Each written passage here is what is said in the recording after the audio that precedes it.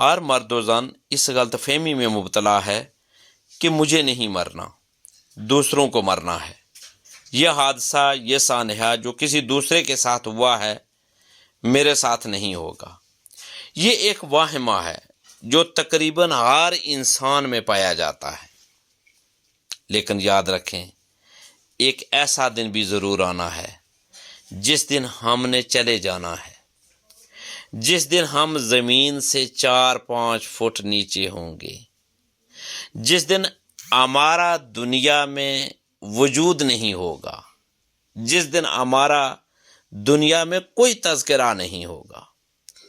کتنے ہی ماہر فن، کتنے ہی ترمہان ایسے ہیں جنہیں آج کوئی نہیں جانتا، مگر وہ اپنے وقت کے بڑے نام تھے۔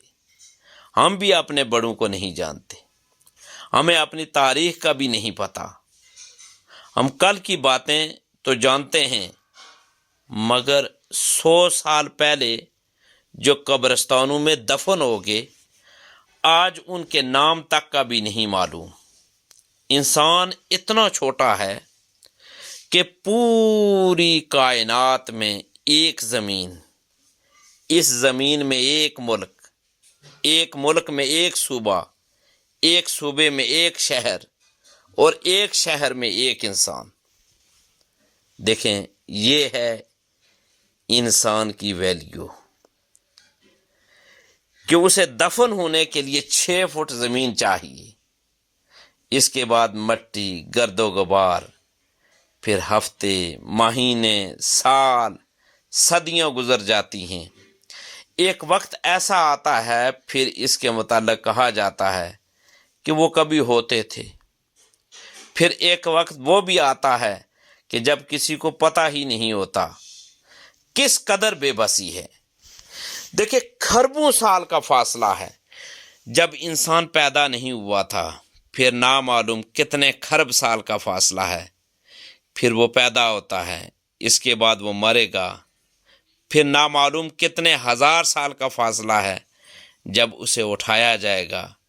اس کے درمیان اس کی مختصر سی زندگی ہے۔ اس مختصر سی زندگی میں ایک بچپن ہوتا ہے جس میں ہمارے کھیل ہوتے ہیں، جس میں کاغذ کی کشتی ہوتی ہے، جس میں گڑیا کی شادی ہے، جس میں ہم چھوٹی چھوٹی باتوں پر ناراض ہوتے ہیں، جس میں چھوٹی چھوٹی چیزوں پر ہم خوش ہوتے ہیں۔ ہمارے لیے یہ کینڈی بھی بہت ہوتی ہے۔ آخر کار ہم پڑھنے لگتے ہیں، پھر بڑے ہو جاتے ہیں، اور ساتھ ہی ہماری زندگی میں شعور آ جاتا ہے۔ جیسے ہی شعور آتا ہے، شعوری زندگی بھی شروع ہو جاتی ہے۔ شعور سے پہلے زندگی وہ زندگی ہی نہیں ہوتی، وہ تو ایک لا علمی ہوتی ہے، کیونکہ شعور نہیں ہوتا۔ شعور کے آنے کی پہلی پہچان یہ ہے کہ شعور آتے ہی انسان پوچھتا ہے، میں دنیا میں کیوں آیا؟ یعنی میں دنیا میں کیوں آیا ہوں؟ اس سوال کا تعلق نہ عمر کے ساتھ ہے، نہ بال سفید ہونے کے ساتھ ہے، نہ سکول و کالج کے ساتھ ہے۔ یہ سوال کبھی بھی اٹھ سکتا ہے۔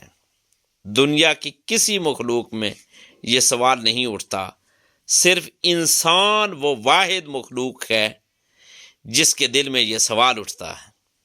ایک دانشور کہتا ہے، ذرا سوچئے کہ تخلیق جو ہے، تخلیق انسانی سے پہلے انسان بنانے والے خالق کے خیال میں تھا۔ جب انسان کو وجود ملا، یہ تو بعد کی بات ہے۔ سب سے پہلے انسان اپنے خالق اور مالک کے خیال میں تھا، تصور میں تھا، کنسپٹ میں تھا۔ پھر اس کی تخلیق کی گئی۔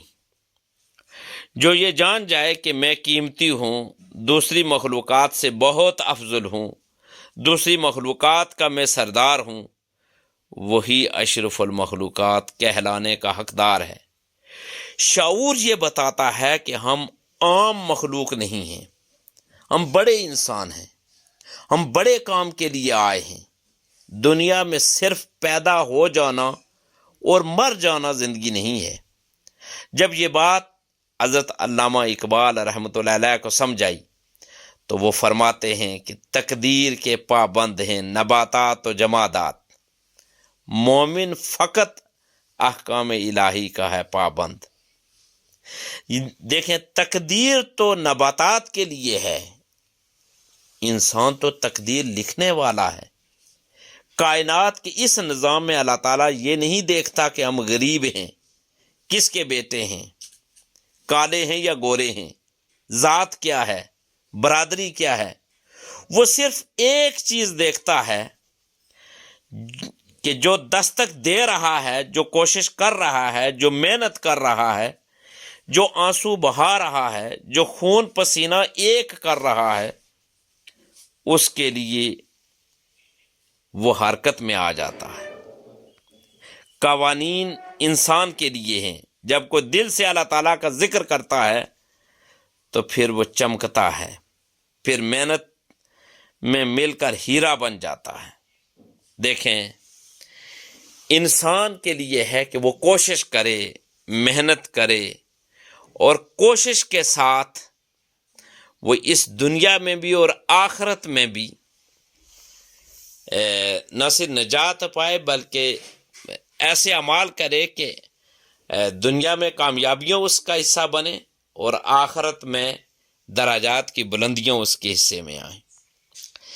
بہت سارے ایسے اس زندگی کے اندر رہتے ہوئے چھوٹے چھوٹے اعمال بھی ہیں کہ اگر وہ ہم چھوٹے چھوٹے اعمال بھی ہم کرنا شروع ہو جائیں تو ہم اس دنیا میں کامیابیاں بھی سمیٹیں، اور ساتھ نہ صرف کامیاب ہوں بلکہ ہم جب اس دنیا سے جا رہے ہوں تو ہماری زبان پر بھی وہی کلمہ طیبہ ہو، یعنی لا الہ الا اللہ ہو، محمد الرسول اللہ صلی اللہ علیہ وآلہ وسلم۔ دیکھیں، پیارے آقا حضور تاجدار کائنات صلی اللہ علیہ وآلہ وسلم نے فرمایا، جس کا آخری کلام لا الہ الا اللہ ہو وہ جنت میں داخل ہوگا۔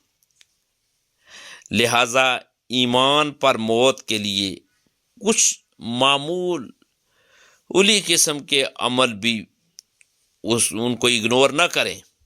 مثلا کیا ہے؟